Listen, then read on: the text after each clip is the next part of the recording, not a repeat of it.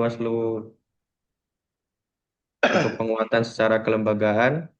Nanti kita akan diskusi banyak tentang apa kandungan-kandungan hukum yang ada dalam putusan MK ini. Sebelum itu kami minta kita mohonkan kepada Bapak Sumiarto untuk memberikan pengantarnya terlebih dahulu. Silakan Pak Sumiarto. Terima kasih. Eh, saya awali. Assalamualaikum warahmatullahi wabarakatuh. Waalaikumsalam. Selamat siang, salam sejahtera, Om Swastiastu, Namo Buddhaya, salam kebajikan. Yang saya hormati Bapak Ahmad Sarifudin, MH, kandidat doktor, peneliti dari Lampung Demokrasi Studies.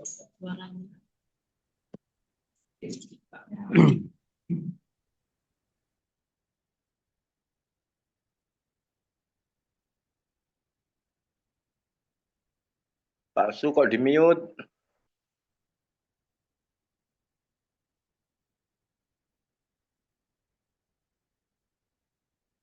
Maaf, tadi ada kendala teknis sedikit.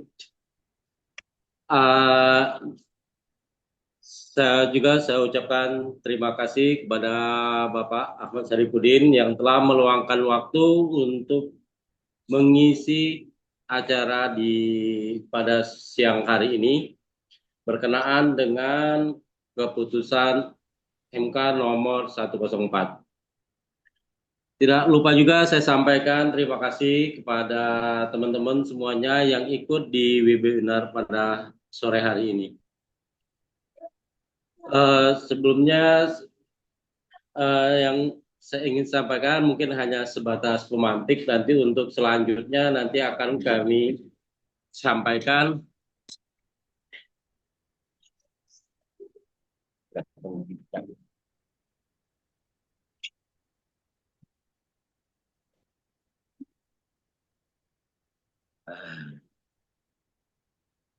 untuk sore hari ini sebagai pemantiknya berkenaan dengan keputusan MK 104 tersebut, di mana pada awal-awalnya bahwa kegiatan-kegiatan atau hasil dari pengawasan kita selama ini, baik itu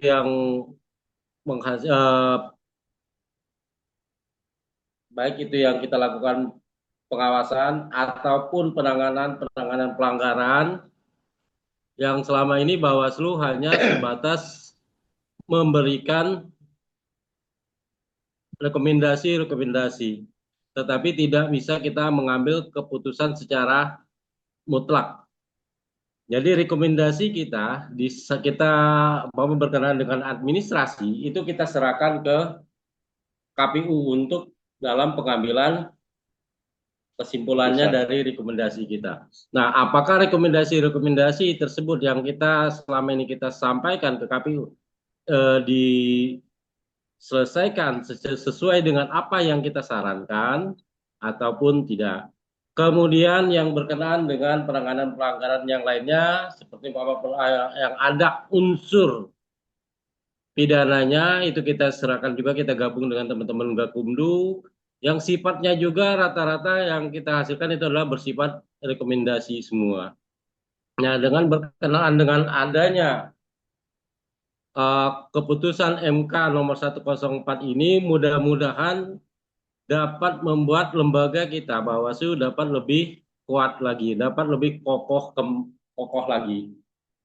Nah, berhubungan dengan hal tersebut, mudah-mudahan hasil dari diskusi kita pada sore hari ini dapat membuat satu pemahaman, baik itu dengan mitra Bawaslu ataupun di tubuh Bawaslu itu sendiri, dapat memberikan masukan ataupun menambah kekuatan kita untuk menghadapi pemilu-pemilu yang akan datang.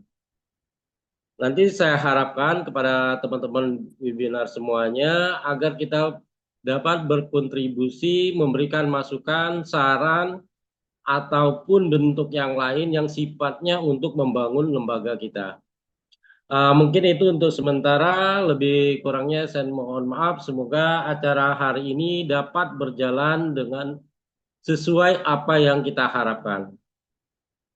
Demikianlah yang dapat saya sampaikan dalam pemantik sore hari ini. Saya akhiri. Wassalamualaikum warahmatullahi wabarakatuh. Salam Waalaikumsalam. warahmatullahi Assalamualaikum warahmatullahi wabarakatuh. wabarakatuh. Assalamualaikum warahmatullahi wabarakatuh. Terima kasih Pak Bapak Sumiarto sudah mengantarkan kita untuk sekarang kita sudah mulai bisa diskusi panjang tentang putusan MK 104 ini.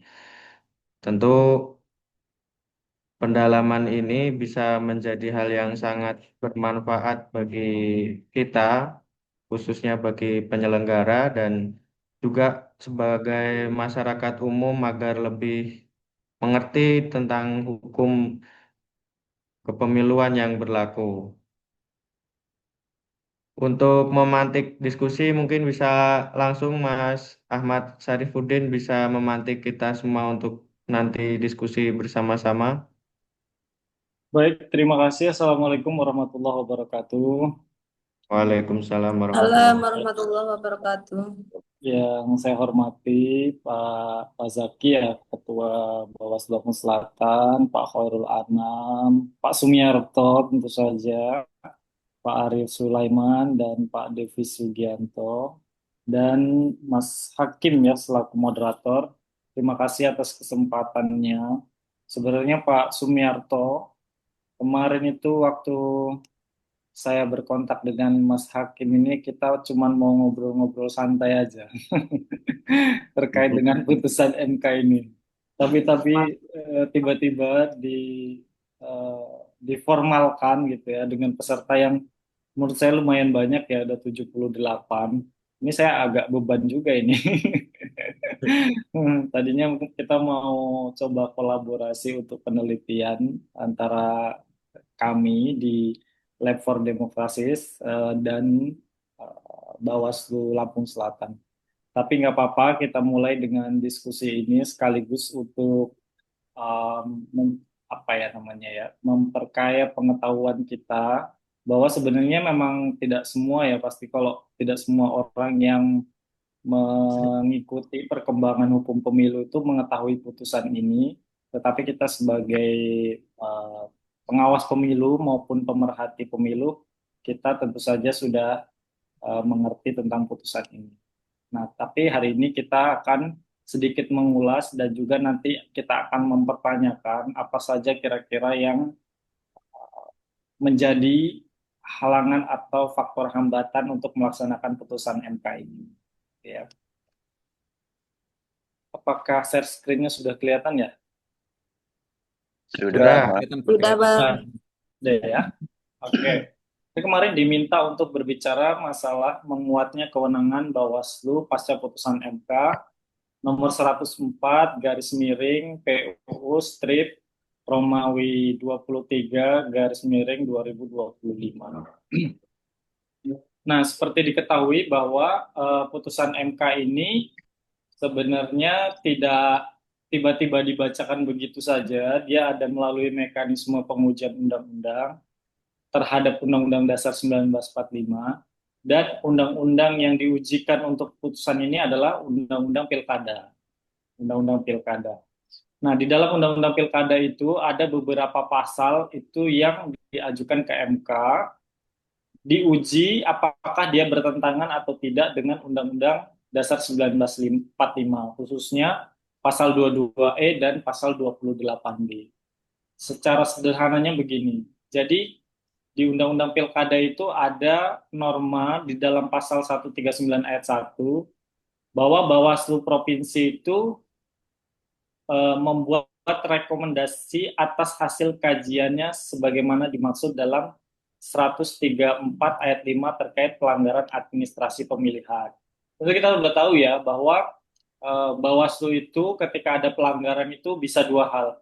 Bisa pertama dia karena melakukan pengawasan kemudian menemukan adanya dugaan pelanggaran administrasi. Nah, selanjutnya diregistrasi sebagai temuan dan kemudian dilakukan penanganan pelanggaran biasa, gitu ya.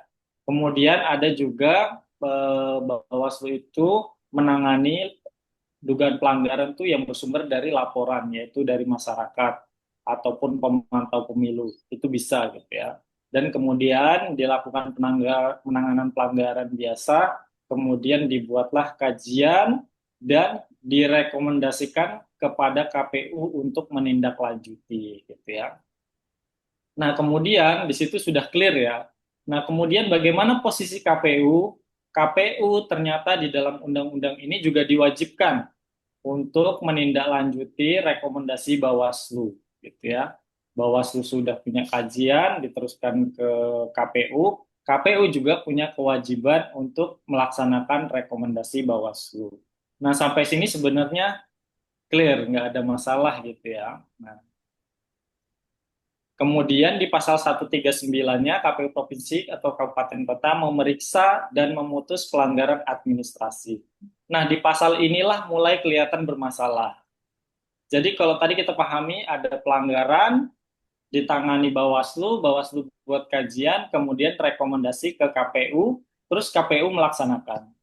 Nah, tetapi di pasal 19 ayat 39 ayat 3 ini, KPU itu seolah-olah mengulang apa yang sudah dilakukan oleh Bawaslu terhadap pelanggaran itu, yaitu memeriksa dan memutus pelanggaran administrasi. Jadi ya, dari frame awal kita udah tahu, oh KPU kamu melaksanain aja rekomendasi. Oh, tapi kata pasal 39 ini, 139 ayat 3 ini, enggak. KPU tetap punya hak untuk memeriksa dan memutus pelanggaran administrasi ini. Gitu ya Bapak Ibu ya kira-kira. Gambarannya apa namanya? Pertentangan normanya di situ gitu. Jadi seolah-olah KPU bisa juga menangani apa yang sudah direkomendasikan oleh Bawaslu itu. Nah, mengapa pengujian undang-undang ini penting? Nah, karena ada pasal 139 itu ayat 3 itu yang membuat rekomendasi Bawaslu itu tidak semuanya dilaksanakan oleh KPU. Jadi ada yang dilaksanakan, ada yang tidak dilaksanakan. Kalau misalnya melihat pada beberapa kasus, misalnya kayak di Sulawesi Tengah itu dilaksanakan oleh KPU. Kemudian di Kabupaten Ogan Ilir itu rekomendasi Bawaslu dilaksanakan oleh KPU. Kemudian di Kabupaten Kaur Bengkulu itu tidak dilaksanakan oleh KPU rekomendasi Bawaslu-nya. Kemudian ada Pegunungan Bintang, Papua, itu nggak dilaksanakan juga oleh KPU. Ada Kabupaten Gorontalo nggak dilaksanakan juga. Kabupaten Kutai Kartanegara tidak dilaksanakan juga. Kabupaten Halmahera Utara nggak dilaksanakan juga. Ada Kabupaten Nia Selatan nggak dilaksanakan juga. Dan Kabupaten Tasikmalaya juga tidak dilaksanakan. Nah, ini dalam praktiknya ternyata norma tadi itu 139 ayat 3 itu telah menyebabkan seolah-olah KPU itu punya hak untuk memeriksa ulang apa yang sudah boleh dilakukan oleh Bawaslu Provinsi maupun Bawaslu Kabupaten Kota. Nah, gitu ya. Nah, kemudian diajukanlah ini ke MK. Nah, kemudian MK ini juga dalam pertimbangannya ini ada beberapa hal ya. MK ini menegaskan pentingnya harmonisasi antara rezim pemilu dan pilkada. Maksudnya bagaimana? Kalau kita melihat antara pemilu dan pilkada dalam penyelesaian pelanggaran administrasi itu beda jauh, ya. Kalau pilkada tuh cuman 7 hari kalau nggak salah ya, 7 hari. Tapi yang pemilu itu sampai 14 hari kerja. Kalau di pilkada, penanganan pelanggarannya itu cukup misalnya diregistrasi, mengundang pihak pelapor kalau itu laporan, saksi-saksi, kemudian mengumpulkan bukti-bukti, mengkaji, kemudian membuat rekomendasi. Tapi kalau di pelanggaran administrasi ketika di pemilu, maka yang dilakukan tidak sesederhana itu, gitu ya, tidak sesederhana itu. Bawaslu melakukan pemeriksaan dalam persidangan, gitu, sehingga waktunya 14 hari kerja. tadi mendengarkan misalnya laporan, mendengarkan KPU gitu ya, dan lain-lain, dan pihak-pihak yang lain, ataupun termasuk ahli juga. Nah, gitu ya. Jadi sangat jauh. Itu kenapa dalam dalam pemilu itu sebutannya putusan ya, tetapi ketika di pilkada itu sebutannya rekomendasi. Nah, kita bisa lihat ya bahwa dua dua rezim pilkada dan pemilu memang dalam penanganan pelanggaran administrasi itu beda. Ya. Nah, ini penting ke depannya itu untuk menyamakan apakah pemilu yang ikut seperti pilkada atau pilkada seperti pemilu. Ya. Nah, kemudian Bawaslu itu menurut MK memiliki fungsi adjudikasi administratif. Itu tadi kalau misalnya seperti di rezim pemilu, maka pemilu ada pelanggaran administratif, Bawaslu seolah-olah melakukan adjudikasi gitu ya, peradilan semu, peradilan semu lagi, ya semi peradilan gitu untuk menyatakan apakah melanggar administrasi atau tidak gitu ya. Nah, kemudian pertimbangan MK itu rekomendasi harus dipandang mengikat secara hukum bagi KPU. Itu ya, karena bagi KPU juga ketika tidak melaksanakan rekomendasi Bawaslu itu hadiahnya putusan di apa? DKPP juga gitu ya. Nah, ini agak sulit memang menjadi KPU itu. Kemudian bagi MK juga tujuannya supaya memperkuat akuntabilitas dan kepastian hukum penyelenggara pemilu. Kita bisa dilihat ya sebelum putusan dan setelah putusan. Misalnya masalah kewenangan tadi ya, ada pengawasan dan rekomendasi. Kemudian sesudah putusan itu ada adjudikasi administratif atau ada sidang. Nah, kemudian kekuatan hukumnya tidak mengikat, dan yang kedua setelah putusan mengikat dan harus ditindaklanjuti. Sebenarnya kalau dikatakan tidak mengikat tidak sepenuhnya benar ya, karena banyak juga kok ternyata KPU yang melaksanakan rekomendasi Bawaslu gitu ya. Sekaligus ini juga ingin menyatakan bahwa sebenarnya secara norma nggak ada masalah gitu ya. Bawaslu memang sudah sebenarnya rekomendasinya itu wajib dilaksanakan oleh KPU ya. Nah, kemudian yang sudah putusan itu mengikat dan harus ditindaklanjuti. Nah, bagaimana hubungan Bawaslu dengan KPU? Itu awalnya kalau kita melihat karena cuma rekomendasi, itu sepertinya hubungannya cuma koordinasi aja, koordinatif aja gitu.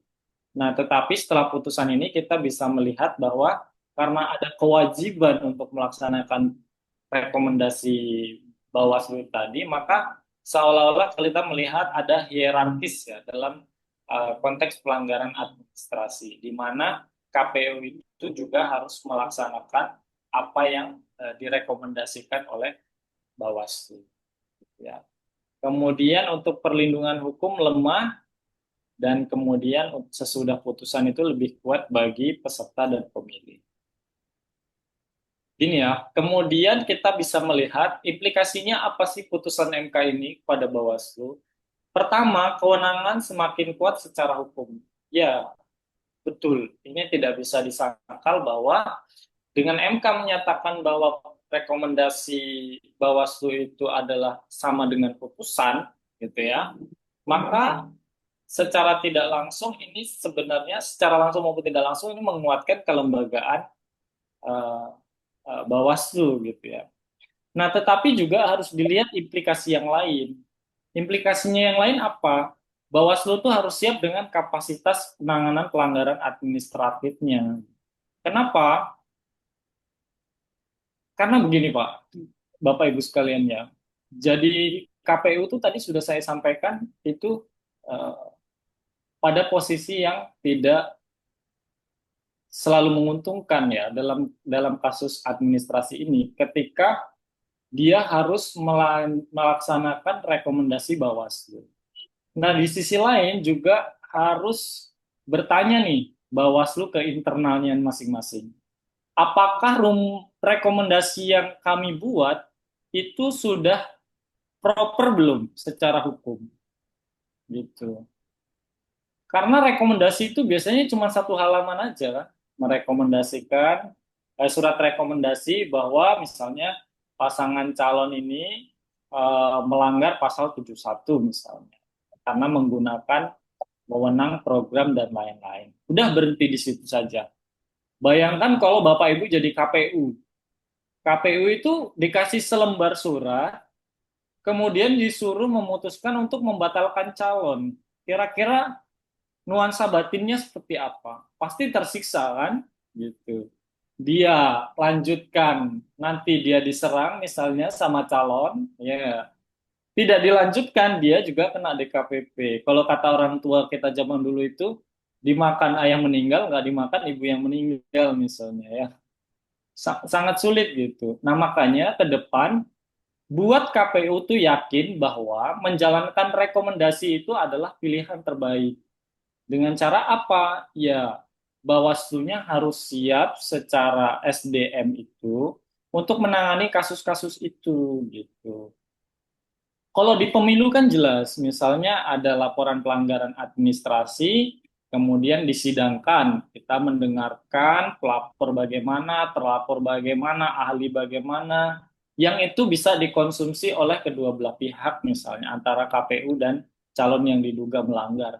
Tetapi ketika dikaji dengan mekanisme kajian seperti di pilkada, itu nggak terjadi seperti itu kan, dinamikanya lebih lebih lebih lembut gitu. Kenapa? Karena melapor, kemudian diregistrasi, undang pihak-pihak, kemudian cocokkan, temukan fakta dan bukti-bukti, habis itu Bawaslu buat rekomendasi, buat kajian dan rekomendasi.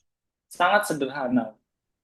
Nah, makanya sekali lagi yang saya sampaikan bahwa di titik ini Bawaslu harus menyiapkan diri dan meyakinkan kepada KPU bahwa rekomendasi yang diberikan itu memang sudah bisa dipertanggungjawabkan secara hukum. Kami juga pernah ada di Bawaslu ya. Kita juga melihat bahwa nggak semua orang itu apa namanya ya, sarjana hukum misalnya ya. Nah, itu juga agak ada hambatan juga ya. Kita agak ngomong agak luas sedikit. Jadi bukan berarti Bawaslu harus isinya hukum enggak. Tetapi minimal kalau bisa itu adalah stafnya atau komisionernya itu yang harus sarjana hukum. Sehingga dia juga mampu nih untuk menemukan fakta-fakta dan juga menuangkannya dalam kajian. Nah itu karena kajian itu menurut saya uh, tidak sesederhana orang membayangkan kajian. Karena bagi orang hukum itu ada beberapa hal yang memang itu tidak bisa dipelajari dengan membaca aja, tetapi ketika dia sudah, tetapi harus diperoleh misalnya dengan melalui bangku perkuliahan, keahlian gitu ya. Tapi saya sekali lagi tidak menekankan bahwa anggota KPU maupun Bawaslu harus sarjana hukum, enggak, tetapi minimal di antara komisioner maupun stafnya itu ada yang sarjana hukum. Dalam hal ini untuk mengontrol apakah misalnya, kayak contoh misalnya ya, contoh di dalam penanganan pelanggaran itu Bawaslu itu mengundang orang misalnya, mengundang orang untuk diklarifikasi. Nah, ketika kita tidak mempunyai kemampuan untuk memeriksa orang, misalnya, itu kita nggak akan dapat fakta yang sebenarnya apa yang terjadi. Misalnya pertanyaan tentang apa, siapa, mengapa, di mana dan lain sebagainya, yang itu sangat dekat sekali dengan orang hukum, ketika itu tidak dihadirkan di ruang klarifikasi, maka bisa saja ada fakta maupun keterangan yang terlewatkan, begitu ya. Nah, jadi kalau misalnya sekarang belum ada staf hukumnya ya nggak masalah, tetapi harus belajar lagi itu Bawaslu-nya, karena nggak main-main nih rekomendasi bisa membatalkan calon gitu ya. Kemudian butuh penyesuaian peraturan teknis dan peningkatan kompetensi SDM. Ya saya setuju banget ya yang tadi kita bicarakan bahwa kemampuannya harus diseragamkan nih anggota Bawaslu dan juga stafnya untuk kaitannya penanganan pelanggaran. Ya. Nah, kemudian implikasi bagi KPU ini apa? KPU itu wajib menindaklanjuti keputusan Bawaslu gitu ya, atau rekomendasi Bawaslu gitu ya. Yang kemudian harus ada koordinasi dan pemahaman hukum yang sama antar lembaga. Jadi antara KPU dan Bawaslu itu harus sudah saling tahu bahwa ketika Bawaslu itu mengirim rekomendasi, maka nggak bisa nggak harus dilaksanakan oleh KPU. Tetapi Bawaslu juga harus tahu juga bahwa KPU tidak bisa serta menerima rekomendasi satu lembar untuk membatalkan seseorang misalnya atau untuk menghukum calon gitu. Ya harus diyakinkan bahwa Bawaslu setelah melaksanakan itu sesuai prosedur dan memenuhi apa namanya ya standar lah ya, standar penanganan pelanggaran. Kemudian potensi konflik kelembagaan harus diminimalkan melalui aturan turunan yang jelas. Nah, kita lihat ya nanti di Undang-Undang Pilkada yang baru bagaimana. Nah, implikasinya putusan itu bagi peserta pemilu apa? Nah, ini peserta pemilu itu mendapatkan jaminan kepastian hukum lah ya dalam proses penanganan pelanggaran. Jadi rekomendasi tadi memang sedikit mengganggu telinga ya bagi orang-orang yang tahu istilah rekomendasi. Tentu saja itu bukan istilah yang bisa bersifat memaksa ya karena cuma merekomendasikan aja gitu. Nah, kemudian pemilih mendapatkan jaminan keadilan elektoral tentu saja itu dan meningkatkan kepercayaan publik terhadap hasil pemilihan. Nah, tadi tantangannya juga sama ya, Bawaslu perlu memperkuat SDM dan infrastruktur hukum, kemudian potensi tumpang tindih dengan KPU dan Petun, kemudian perlu pelaksanaan peraturan baru, dan risiko politisasi keputusan administratif Bawaslu. Gitu ya, kita memang nggak terlepas ya, banyak juga KPU yang tidak terlepas dari kebijakan politik atau aroma-aroma politik gitu ya mempengaruhi keputusannya. Nah, kemudian kalau kita melihat pada Pilkada 2024 yang lalu, itu kasus serupa juga hampir sama ya. Jadi ada KPU-KPU yang berbeda-beda ya dalam memutuskan. Misalnya ada 4 daerah itu di Metro, misalnya Metro Lampung, kemudian ada di Kota Banjarbaru, kemudian Papua Barat Daya, dan Kabupaten Fakfak. Nah, keempat daerah ini memutuskan secara berbeda-beda calon petahana yang melanggar ketentuan pasal 71 tadi. Jadi ketika calon ini ada calon petahananya dua-duanya, ketua dan wakilnya misalnya, atau calon kepala daerah dan wakil kepala daerahnya. Kemudian ada yang cuman calon kepala daerahnya aja yang petahana. Kemudian juga ada yang wakilnya aja yang petahana. Nah, kemudian KPU itu juga berbeda-beda dalam memutuskan. Ada yang diputuskan dua-duanya dan ada yang diputuskan cuman petahananya saja. Nah, itu juga permasalahan gitu ya. Entah apakah berdasarkan rekomendasi Bawaslu, misalnya Bawaslu merekomendasikan cuma satu calon aja yang diputuskan, atau Bawaslu kadang juga ada Bawaslu yang nyari aman dalam artian merekomendasikan tanpa menyebut harus dibatalkan misalnya. Surat rekomendasi misalnya menyatakan bahwa calon ini melanggar pasal 71, udah berhenti di situ misalnya. Nah, itu bagi KPU juga agak membingungkan kan, misalnya apakah dia harus membatalkan salah satunya petahana atau membatalkan dua-duanya. Nah, itu juga persoalan. Gitu ya. Kemudian dari perspektif akademik kita bisa melihat bahwa dari sisi teori hukum, putusan ini mempertegas fungsi adjudikasi administratif Bawaslu. Dari sisi kebijakan, membuka peluang reformasi pengawasan pemilu. Dan dari sisi demokrasi, memperkuat check and balances antar lembaga penyelenggara. Gitu ya. Jadi ke depan rekomendasinya menurut hemat kami, pertama, harus dilakukan revisi Undang-Undang Pilkada untuk menyelaraskan kewenangan. Jadi dipisahkan secara betul-betul mana kewenangan Bawaslu, apakah sampai rekomendasi aja, kemudian KPU juga sama, apakah dia harus memeriksa lagi atau enggak.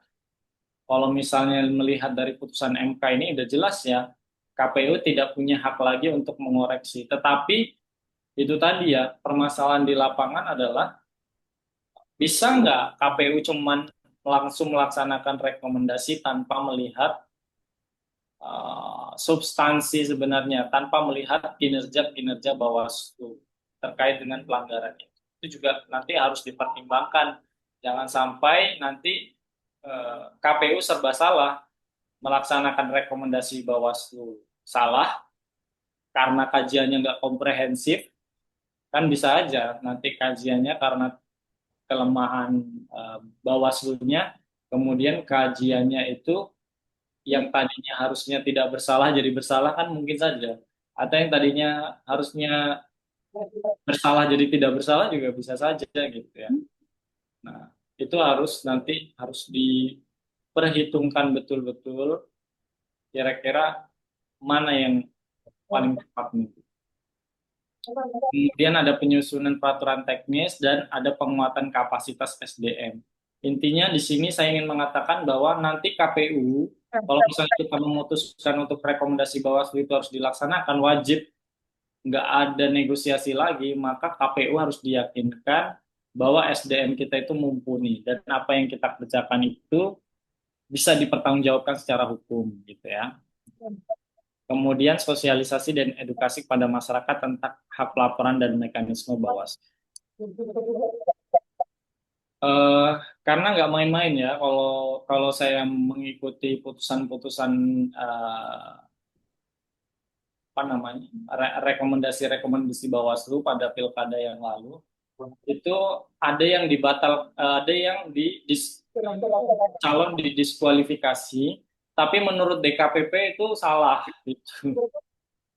Yang harusnya cuma calon yang petahana aja, tetapi dibatalkan dua-duanya oleh KPU. Nah itu kan sangat sangat mengkhawatirkan ya bagi orang KPU gitu. Dilaksanakan memang sudah kewajiban, tapi kalau misalnya sampai salah itu bisa di DKPP juga gitu. Di Kabupaten Banjar itu komisionernya tinggal sisa satu waktu itu kan di DKPP 4.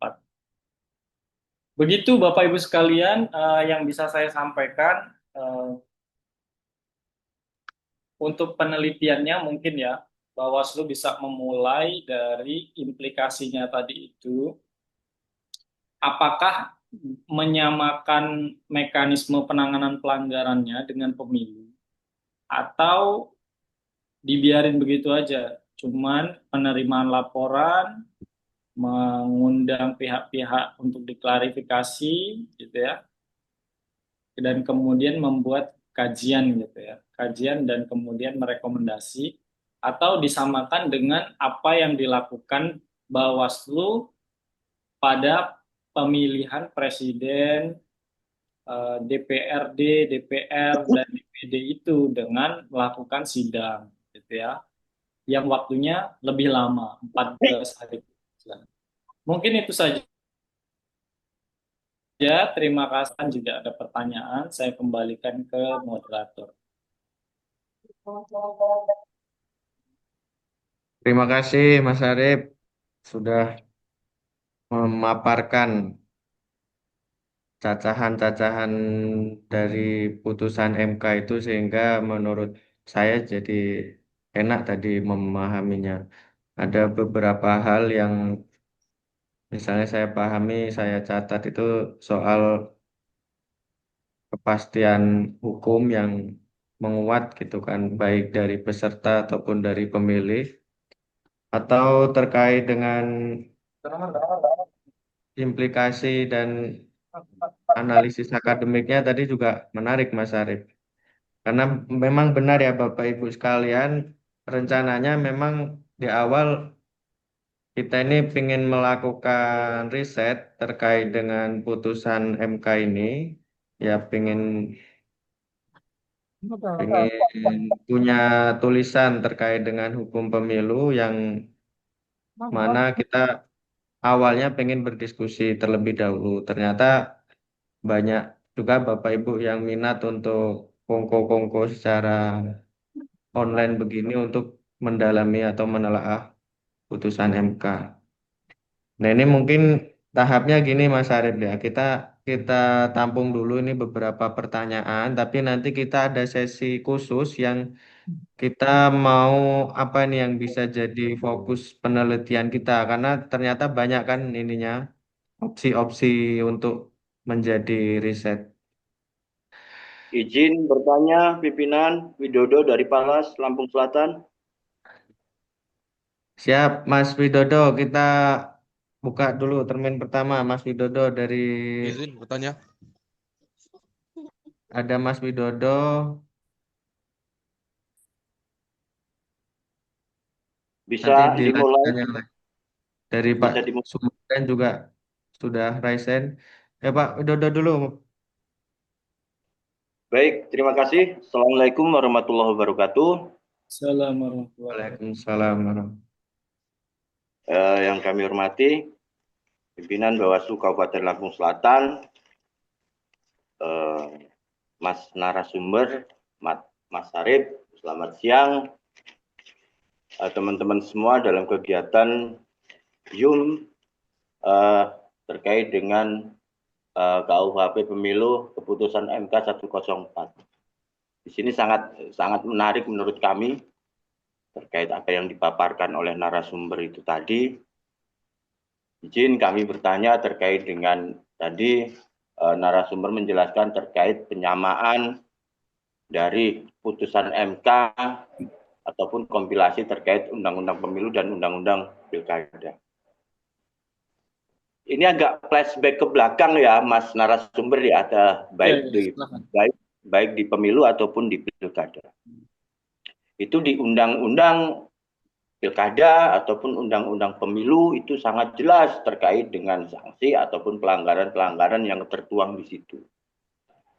Kami kemarin selaku pengawas di tingkat kecamatan ini agak bingung ketika ada permasalahan yang tidak kami pahami dan tidak tertuang dalam peraturan ataupun undang-undang di undang-undang pemilu. Kalau undang-undang pilkada itu jelas terkait dengan sanksi money politik. Ini tidak jauh beda lah kalau hajat pemilu ataupun pilkada itu terkait dengan money politik.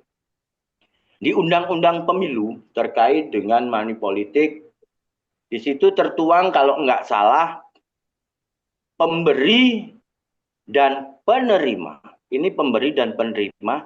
Pemberi yang tertuang dalam SK, baik itu tim ses, orang-orang yang tertuang di SK-kan oleh atau calon itu sendiri itu bisa diproses. Tapi kalau yang tidak tertuang, artinya tidak tertuang dalam SK itu sendiri terkait dengan money politik, itu bisa diproses nggak kira-kira? Karena gambarannya seperti ini. Bahasanya kan yang bisa diproses dalam money politik itu pemberi dan penerima kalau pemberinya itu tertuang dalam SK atau yang diberikan mandat untuk mengeksekusi dan lain sebagainya. Kalau contohnya simpatisan tapi yang tidak tertuang dalam peraturan itu sendiri itu bisa dikenakan sanksi nggak kira-kira Mas? Karena contoh di tempat kami kemarin ada simpatisan dia tidak kenal tapi dia condong ke salah satu calon, dia memberikan uangnya sendiri terkait dengan itu. Nah itu prosesnya seperti apa? Mungkin itu sebagai pemantik pertanyaan dari kami. Terima kasih sebelumnya. Kami akhiri wabillahi taufiq wal hidayah. Wassalamualaikum warahmatullahi wabarakatuh. Waalaikumsalam. Terima kasih Mas Widodo. Kita akomodir dulu Mas Arif ya. Ini ada beberapa. Pak Sumardan, silakan Pak Sumardan bisa diperkenalkan diri terlebih dahulu Pak Sumardan. Ya, baik. Terima kasih, moderator. Assalamualaikum warahmatullahi wabarakatuh. Yang Waalaikumsalam. saya hormati para narasumber, teman-teman, Bapak Ibu peserta Zoom pada kesempatan ini. Ya baik, menarik ya tema kita pada hari ini. Kenapa saya sampaikan menarik? Karena ini adalah secara kelembagaan Bawaslu diberikan penguatan dalam hal pelaksanaan tugas dan fungsinya, terutama dalam penanganan pelanggaran. Atau output produk hukum dari Bawaslu itu mempunyai kekuatan hukum di mana telah menyampingkan undang-undang pilkada terkait dengan poin rekomendasi. Dalam hal ini yang saya ingin sampaikan bahwa saya perkenalkan, saya dari Bawaslu Taliabu, Provinsi Maluku Utara, Kabupaten Taliabu, Provinsi Maluku Utara, sebagai staf penanganan pelanggaran. Kita di pilkada kemarin itu kami merekomendasikan ada 11 rekomendasi pelanggaran administrasi yang berimplikasi PSU. Namun lagi-lagi yang menjadi persoalan seperti yang telah disampaikan oleh narasumber tadi bahwa output daripada penanganan pelanggaran yang direkomendasikan oleh Bawaslu itu masih diverifikasi oleh KPU. Nah, ini yang menjadi persoalan sehingga dari 11 rekomendasi kami itu tidak dilaksanakan oleh KPU. Alasannya KPU merujuk pada PKPU 17 tahun 2024 terkait dengan pemungutan dan penghitungan suara pilkada, di mana KPU dapat melaksanakan suara ulang atau KPPS dapat melaksanakan suara ulang itu diberikan batas waktu, limitasi waktu hanya 10 hari setelah pemungutan. Nah, karena Bawaslu mengeluarkan rekomendasi itu telah melampaui 10 hari yang telah ditentukan oleh PKPU itu, sehingga KPU tidak melaksanakannya. Pada akhirnya di pelapor yang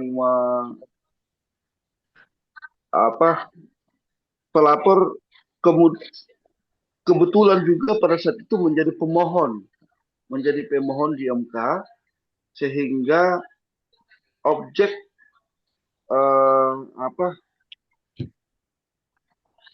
pelanggaran administrasi dalam hal ini terdapat lebih dari seorang terdapat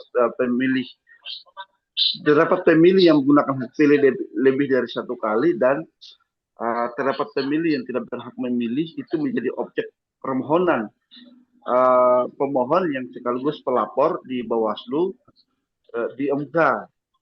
Nah, sehingga berdasarkan putusan MK, dari 11 rekomendasi Bawaslu itu 11 rekomendasi 9 dikabulkan oleh MK. Tetapi 2 rekomendasi itu tidak, menurut MK tidak beralasan menurut hukum, karena MK konsisten pada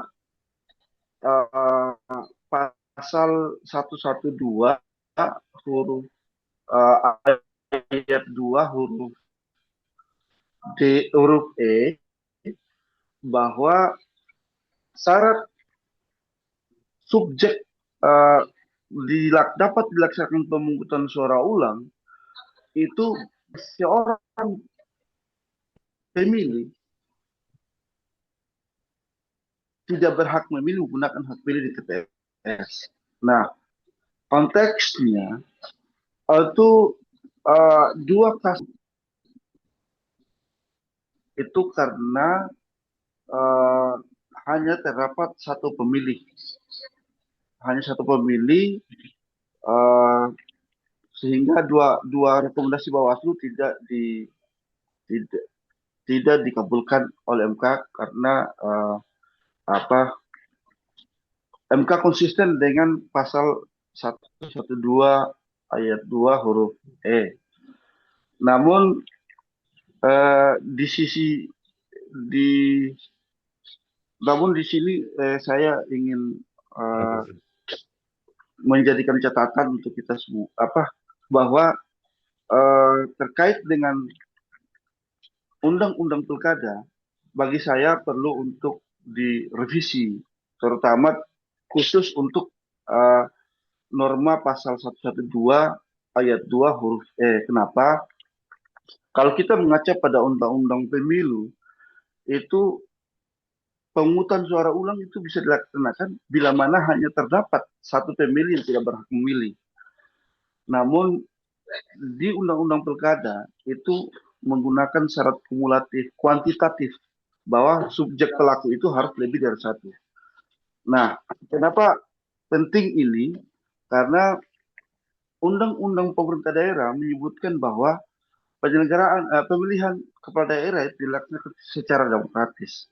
Substansi dari penyelenggaraan pilkada dilaksanakan secara demokratis adalah salah satu poinnya adalah menjaga kemurnian suara pemilih dan keadilan pemilih.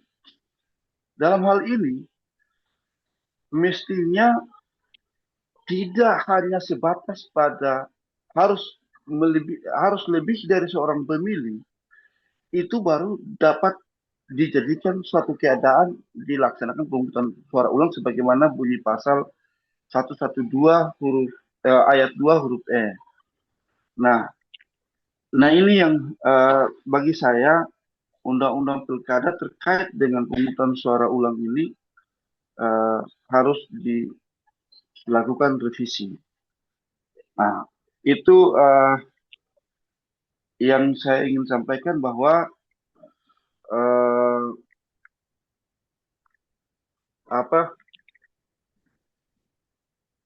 bahwa putusan MK ini atau alasan KPU untuk tidak melaksanakan putusan MK, putusan rekomendasi Bawaslu, alasannya ada dua. Pertama adalah karena mereka harus melakukan verifikasi terlebih dahulu. Yang kedua adalah limitasi waktu yang diberikan oleh KPU, di mana dalam PKPU 17 tahun 2014 itu ada limitasi waktu yang diberikan kepada KPU hanya 10 hari setelah hari pemungutan. Itu mungkin saja yang bisa saya sampaikan. Terima kasih. Terima kasih Bang Sumardan sudah memberikan informasi yang penting tadi ya. Jadi salah satunya pemohon untuk putusan MK ini dari Maluku ya Bang ya? Atau objeknya kasus di Maluku.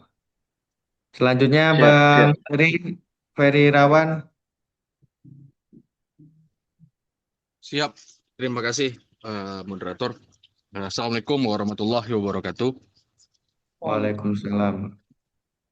Terima kasih kami ucapkan kepada pimpinan Bawaslu Lampung yang telah melaksanakan kegiatan webinar dengan tema menguatkan kewenangan Bawaslu pasca putusan MK. Baik, saya tertarik bahwasanya webinar kali ini mengulik sedikit permasalahan adanya putusan. Jelas suara saya, Mas? Jelas. Halo? Jelas ya? Mengulik sedikit adanya putusan Mahkamah Konstitusi nomor 104 ini.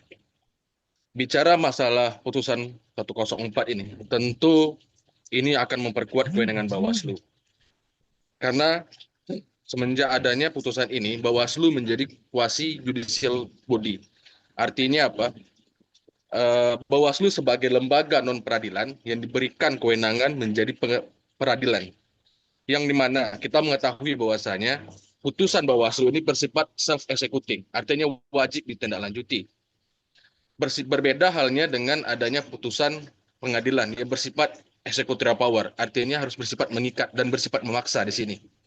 Pertanyaan saya begini, bagaimana jika halnya KPU yang tidak menindaklanjuti adanya putusan Bawaslu? Contoh saja adanya pembatalan calon atau sebagainya.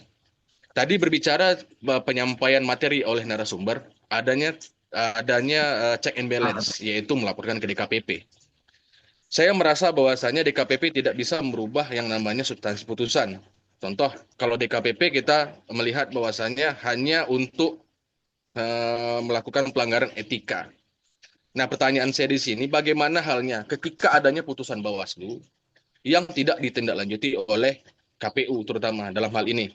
Justru kalau tidak ditindaklanjuti oleh KPU, kepastian hukum dan konsekuensi hukumnya tidak ada, Pak. Apakah untuk ke depan ya perlu adanya revisi Undang-Undang Pemilu bahwasanya apabila tidak ditindaklanjuti putusan Bawaslu, apakah bisa menstopkan tahapan tertentu? Karena kalau tidak ditindaklanjuti putusan Bawaslu ini, karena tidak ada kepastian hukum di situ, Pak. Mungkin itu saja yang dapat saya sampaikan, izin moderator.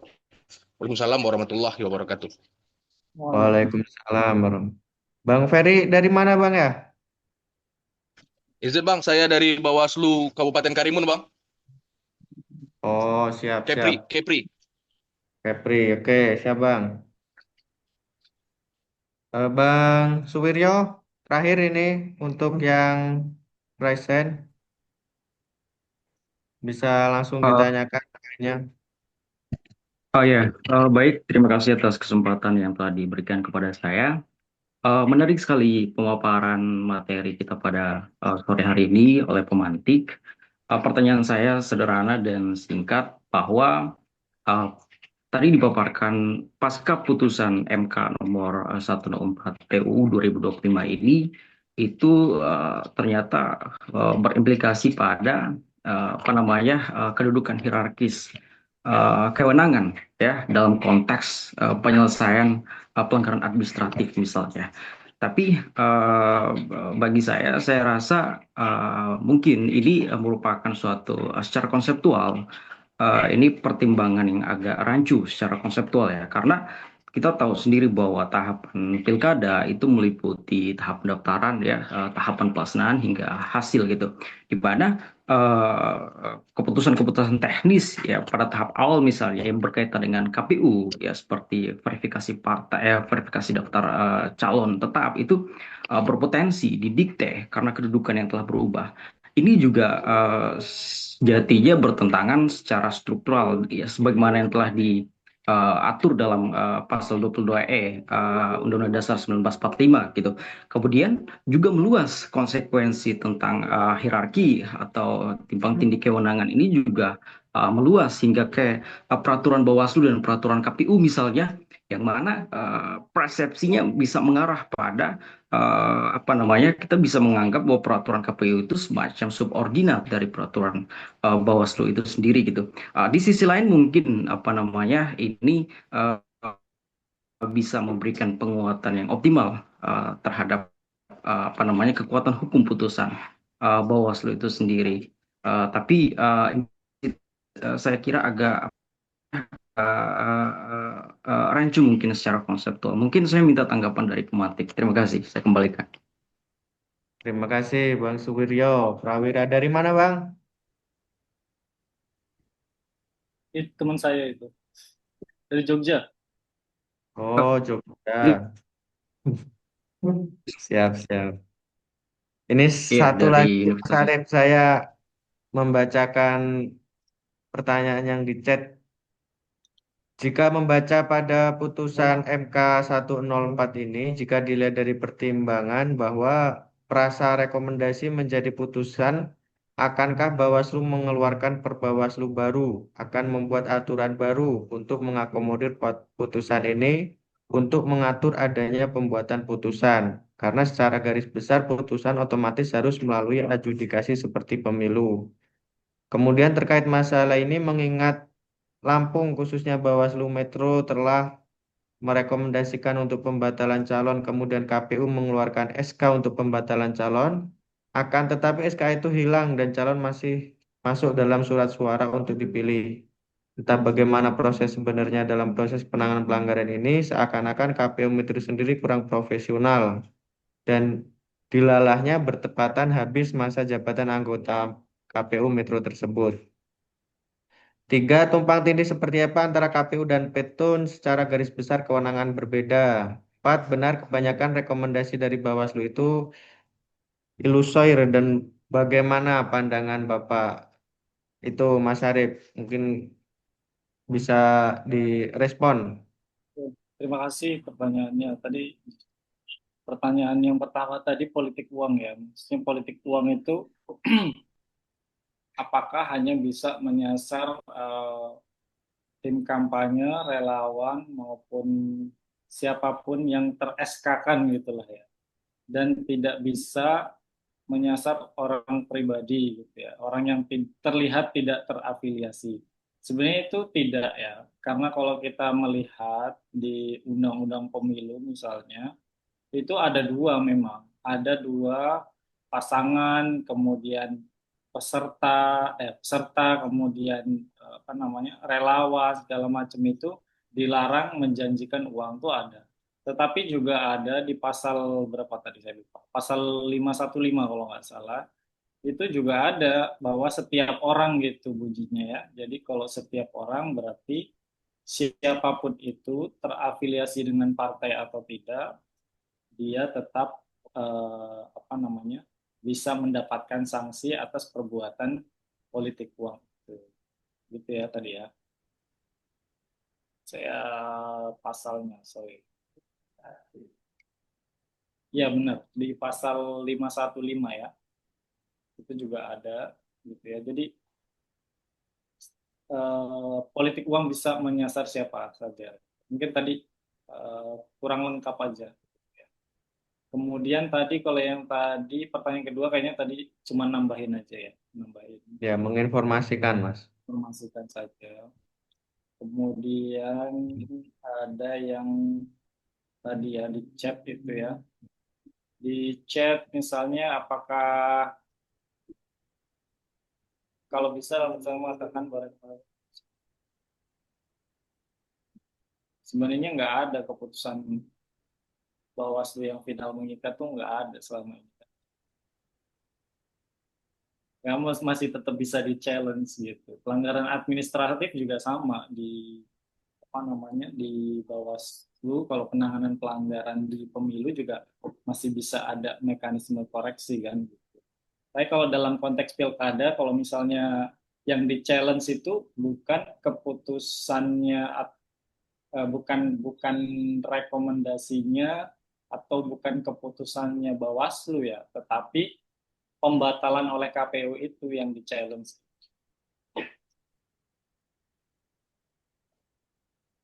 Nah, kemudian dalam undang-undang pemilihan apakah harus diubah?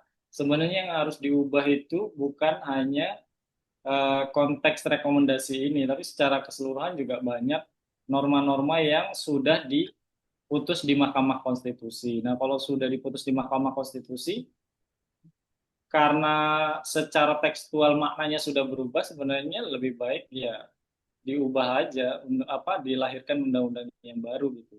Terlebih kita udah melihat kan kalau undang-undang pilkada ini sudah 4 kali berubah, udah terlalu banyak. Itu kalau pengawas pemilu bisa salah itu pengawas pemilu kan, mengutip-ngutip pasal itu kan. Ternyata yang dia kutip pasalnya sudah tidak berlaku lagi, sudah digantikan dengan pasal yang baru, ada di undang-undang yang baru. Nah itu PR juga kan. Tapi beda ketika kita sudah punya satu undang-undang pilkada sendiri misalnya, yang itu sudah nggak terpecah-pecah seperti sekarang ini, kita akan lebih mudah mempelajarinya gitu ya. Gitu ya. Kemudian mengeluarkan perbawaslu baru. Menurut saya levelnya bukan perbawaslu ya, tapi tadi itu levelnya ada di undang-undang. Karena kalau kita melihat di undang-undang pemilu, undang-undang 7 itu kewenangan penanganan pelanggaran, outputnya berupa putusan, kemudian waktu penanganan pelanggaran 14 hari kerja, itu semuanya tertulis di dalam undang-undang kita, undang-undang pemilu gitu. Jadi levelnya seharusnya tidak di peraturan Bawaslu, tetapi harus di undang-undang itu tadi. Nah, nanti secara teknis baru dilahirkan Perbawaslu yang baru gitu ya, menyesuaikan dengan norma undang-undang. Kemudian terkait metro ya, metro itu memang complicated ya. Jadi yang pilkada kemudian di dalam surat suara itu ada calon yang sudah didiskualifikasi, itu nggak cuma metro, itu banyak tempat. Itu memang soal waktu ya. Jadi memang KPU harus berpikir ulang bagaimana eh, pilkada ke depan kalau misalnya ada yang didiskualifikasi itu harus ada, masih bisa dilakukan perubahan terhadap surat suara ya. Nah, kalau pilkadanya e-voting kayaknya lebih gampang gitu ya. Tetapi kalau ini pilkadanya masih manual, coblos kertas kayaknya masih akan tetap sulit gitu. Bahkan kemarin tuh ada juga daerah di, saya lupa, di Banjarbaru apa ya, yang calon sudah didiskualifikasi, tetapi di surat suara masih ada fotonya. Kemudian setelah hari pencoblosan, dia lebih mendapatkan suara dibandingkan calon yang masih ikut pilkada. Gitu. Padahal dia udah didiskualifikasi nih, tetapi dia masih memperoleh suara lebih banyak. Gitu ya. Nah, gitu ya. Nah, memang kalau untuk metro itu memang seminggu sebelum minggu sebelum pilkada itu masa jabatannya habis, gitu ya. Memang secara undang-undangnya dia udah habis.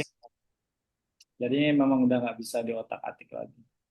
Itu lebih serunya adalah dia dibatalkan, calonnya dibatalkan oleh KPU yang lama, kemudian direvisi, ya kan, ditetapkan kembali oleh KPU yang baru. Itu juga bisa dikaji tuh, gitu ya. Atas pertimbangan apa misalnya KPU yang baru itu menetapkan lagi calon yang telah dibatalkan oleh KPU sebelum. Kemudian masalah KPU yang tidak melaksanakan rekomendasi. Kalau kita melihat di Undang-Undang Pemilu, itu sudah ada hukumannya. Jadi bagi KPU yang tidak melaksanakan rekomendasi Bawaslu, itu bisa di DKPP. Ya. Ada di DKP, harus di DKPP itu ada. Saya tadi menemukan pasalnya itu. Gitu ya, nanti saya bisa cek lagi. Itu ada ya. Jadi di undang-undang itu ada bahwa ketika KPU ini tidak menjalankan, itu dia bisa dilaporkan ke DKPP. Ya.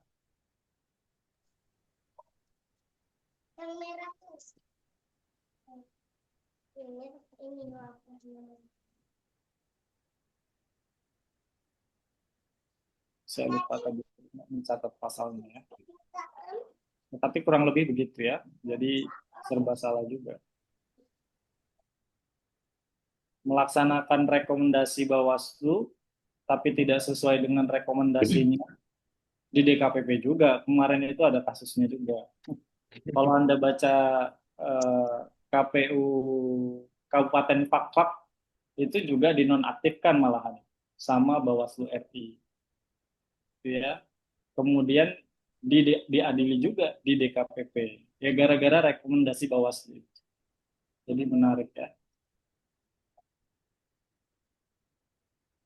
Kemudian sebenarnya kalau secara hierarkis memang KPU dan Bawaslu tuh tidak saling mana yang lebih atas atau mana yang subordinat ya. Enggak. Memang sebenarnya dalam undang-undang kita tuh dua penyelenggara pemilu ini berdiri setara gitu. Tetapi dalam konteks tertentu kita melihat seperti satu di atas yang lain. Misalnya, kalau Bawaslu itu kan punya kewenangan untuk mengawasi gitu ya. Tentu saja kalau mengawasi itu sejauh yang kita kenal dalam konsep itu, ya pasti yang diawasi itu lebih rendah dari dia kan sebenarnya. Dalam hal apapun KPU itu diawasi. Dalam penerimaan pendaftaran, dalam macam-macam lah ya. Sampai nanti pemungutan suara dan lain sebagainya semua itu diawasi. Itu hanya tadi pengistilahan untuk apa namanya supaya kita lebih mudah aja memahami bahwa setelah adanya putusan MK ini nomor 104 ini kita seolah-olah ingin melihat bahwa Bawaslu itu punya kekuatan lebih di mana rekomendasinya itu wajib dilaksanakan gitu ya. Rekomendasi atas penanganan pelanggaran administratif itu tadi. Betul. Gitu. Kira-kira begitu ya. Tetapi secara hierarkis memang tidak dua penyelenggara pemilu ini sama-sama. Mungkin itu ada yang belum saya jawab nggak ya? Sedikit boleh Bapak narasumber. Oke. Izin moderator boleh?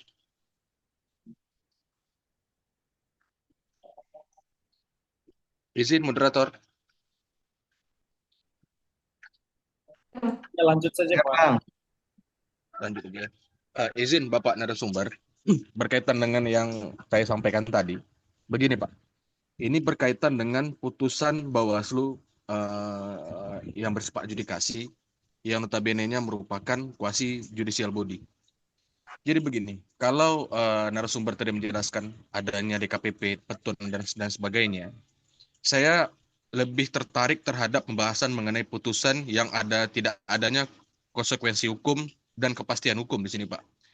Jadi kalau DKPP ini saya hanya untuk berdiskusi, Pak. Apakah DKPP ini bisa untuk misalnya ketika putusan Bawaslu tidak ditindaklanjuti, terus Bawaslu bisa melaporkan ke DKPP. Terus DKPP bisa memerintahkan KPU untuk segera untuk menindaklanjuti. Yang sepemahaman saya, Pak, berkaitan dengan DKPP. DKPP ini hanya berdasarkan etika dan sumpah dan janji satu jabatan. Jadi ketika putusan Bawaslu ini, Pak, tidak ditindaklanjuti oleh KPU, konsekuensi dan kepastian hukum terhadap putusan ini, Pak. Karena begini, kita berbeda dengan halnya pengadilan yang mempunyai sifat putusannya yaitu executorial power yang bersifat memaksa. Ketika tidak ditindaklanjuti, maka ada konsekuensi hukum di situ, Pak. Nah, pertanyaannya, ketika putusan Bawaslu ini diputuskan oleh Bawaslu dan tidak ditindaklanjuti, maka konsekuensi hukumnya adalah DKPP yang tadi disebutkan. Tapi bisa nggak DKPP ini dia memutuskan untuk KPU segera menindaklanjuti atau seperti apa, Pak? Mungkin itu saja, Pak Moderator dan narasumber. Terima kasih. Ya, terima kasih. Sebenarnya kalau kita membaca peraturan DKPP ya, dan kita juga mencermati banyak putusannya, itu memang DKPP ini terlalu luas, Pak. Jadi sebenarnya nggak berkaitan dengan sumpah aja, macam-macam. Bahkan misalnya Bawaslu yang nggak profesional pun bisa dibawa ke DKPP gitu.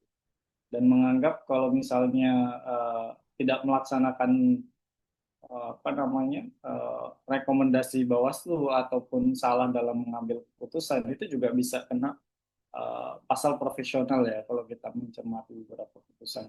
Nah kalau untuk tawaran konsep ke apa namanya itu kayaknya nggak mungkin, Mbak. Hampir nggak mungkin karena kita kalau administratif ini kan sebenarnya kita mengoreksi secara administrasi kan dan sanksinya sebenarnya kan kalau yang tidak sanksi berat dalam hal ini pembatalan calon misalnya sanksinya kan sebenarnya untuk memperbaiki administrasi aja membenarkan apa yang tadinya salah gitu ya gitu. Jadi sebenarnya harusnya lebih cepat gitu nggak ada masalah dengan rekomendasi itu cuma selama ini rekomendasi yang dipersoalkan itu memang yang kaitannya dengan yang perkara-perkara besar gitu. Padahal di bawah itu juga banyak perkara-perkara kecil misalnya yang berkaitan dengan pelanggaran administrasi yang bisa diselesaikan dengan cepat dan saat itu juga gitu. Karena misalnya kalau harus nunggu putusan DKPP itu pasti akan memakan waktu yang sangat lama gitu. Dan nggak cukup lagi gitu. Kira-kira begitu ya Pak ya. Kalau menurut hemat saya begitu. Kalau menurut saya kontrolnya sudah lah. Kalau misalnya, kalau saya sih sudah ya, sudah oke menurut saya ketika rekomendasinya ada rekomendasi, kemudian tidak dijalankan bisa dilaporkan ke DKPP. Ya sudah gitu. Untuk konsekuensi hukumnya ya nggak apa namanya, kan kita nggak misalnya nih ada rekomendasi untuk membatalkan calon, kemudian sama KPU calon tidak dibatalkan. Kemudian kalau misalnya ini yang mau ditempuh siapa nih? Yang punya kepentingan kan di situ Bawaslu sebenarnya. Yang punya kepentingan untuk memaksa KPU melaksanakan rekomendasinya itu. Nah, itu akan lebih sulit lagi nanti. Bahkan tuh tumpang tindih kayak itu bukan hanya persoalan administrasi yang begini saja ya. Misalnya kayak ada calon misalnya dibatalkan oleh KPU, kemudian melalui putusan administrasi Bawaslu misalnya. Nah ini calon tuh lebih baik mana nih? Mengajukan keberatan ke Bawaslu RI atau nunggu nanti pembatalan SK pembatalan dari KPU baru mengajukan ke Mahkamah Agung. Nah itu kalau dilaksanakan dua-duanya, kalau dilaksanakan yang keberatan Bawaslu itu bisa kehabisan waktu, Tetapi kalau misalnya diikuti yang di Mahkamah Agung, itu putusan Bawaslu mau apapun bunyinya, mau salah atau enggak Bawaslu RI ini, dia nggak berpengaruh apa-apa gitu. Itu juga problem di pemilu dan pilkada kita begitu. Jadi masih banyak hal yang perlu diputuskan gitu ya, perlu diatur lebih lanjut kaitannya dengan waktu itu tadi. Karena masih banyak ya waktu. Misalnya kayak TSM ya Pak, pelanggaran terstruktur, sistematis dan masif. Itu di undang-undang kita, kalau misalnya ada calon yang dibatalkan oleh Bawaslu, kemudian di Mahkamah Agung itu dibatalkan juga, maka itu mekanisme selanjutnya nggak ketahuan. Bagaimananya itu tidak ada ketentuannya. Gitu. Apakah yang pasangan pesaingannya itu menang langsung otomatis, ataukah dia pilkada ulang? Itu nggak ada ketentuan. Jadi masih banyak lah ya PR-nya. Mungkin itu aja moderator. Ya, jadi kita telah justru malah semakin terlihat banyak masalah ya, Mas. Semakin Seperti baik. begitu seolah-olah. Tapi optimisnya saya bahwa masih dengan acara ini kan kita nanti rencananya nggak nggak kali ini aja kan Mas, karena memang sebagai penyelenggara ataupun sebagai warga atau sebagai pemilih bahkan itu perlu banyak memahami, bahkan tidak hanya memahami ketika sudah merasa punya masukan dan analisis tentang untuk perbaikan undang-undangnya ataupun hukum-hukum lain yang baik dikeluarkan Bawaslu atau KPU itu ya kita berharap salah satunya melalui forum ini gitu. Karena tadi saya menangkap secara garis besar memang seperti sudah otomatis kita harus memper mensupport DPR untuk segera merevisi undang-undang. Nah, selanjutnya kalau untuk fokus penelitian, saya tadi menggarisbawahi sepertinya yang menarik itu tentang implikasi dan proyeksi penerapannya gitu Mas ya. Nanti di luar forum ini kita bisa berdiskusi lebih dalam gitu kan soal bagaimana implikasinya, bagaimana proyeksinya, penerapannya dan lain-lainnya. Ya, Mungkin itu Bapak Ibu sekalian kepada Mas Arif, terima kasih sudah mengeluarkan banyak energi, tenaga pikirannya untuk membersamai kita semua dan Bapak Ibu tentu juga dengan hadir secara online saya mendapatkan banyak energi juga dan tentunya Bawaslu Kabupaten Lampung Selatan juga begitu. Untuk Pak Sumerto ada tambahan atau ada closing statement?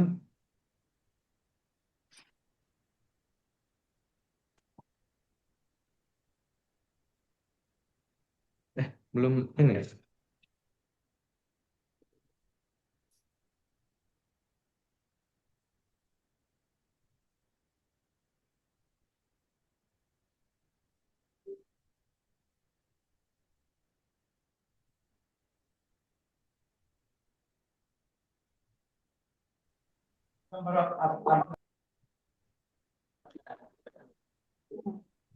Suara tadi.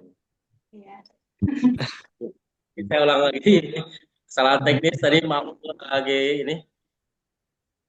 Jadi saya ulang sekali lagi, saya ucapkan terima kasih kepada Pak Sarifudin telah membersamai kita, yang telah berbagi ilmu ke kita semua, khususnya kepada teman-teman Bawaslu Kabupaten Lampung Selatan. Semoga apa yang kita dapatkan pada hari ini atau pada sore hari ini dapat kita pahami, dapat kita mengerti, dan dapat kita laksanakan. Mudah-mudahan untuk kedepannya Bawaslu semakin kokoh, semakin terdepan di dalam melakukan pengawasannya. Mungkin itu yang dapat saya sampaikan. Sekali lagi saya ucapkan terima kasih banyak kepada teman-teman yang telah bergabung di dalam Zoom ini. Saya akhiri. Wassalamualaikum warahmatullahi wabarakatuh. Waalaikumsalam. Kepada Pak Sunarto. Terakhir, saya mohon ke rekan-rekan dan kepada semua untuk on cam ya, kita mau lakukan dokumentasi.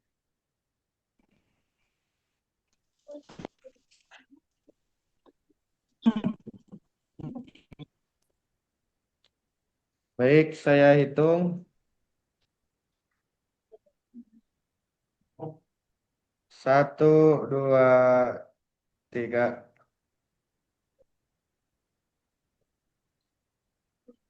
Sekali lagi, 1, 2, 3.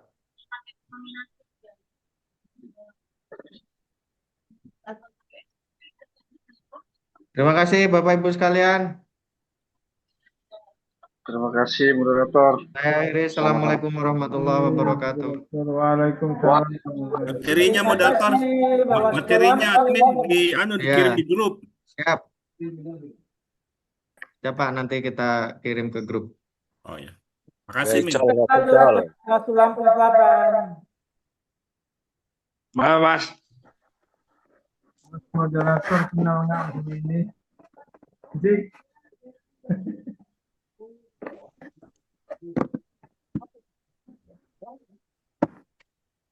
Itu Mas Wid.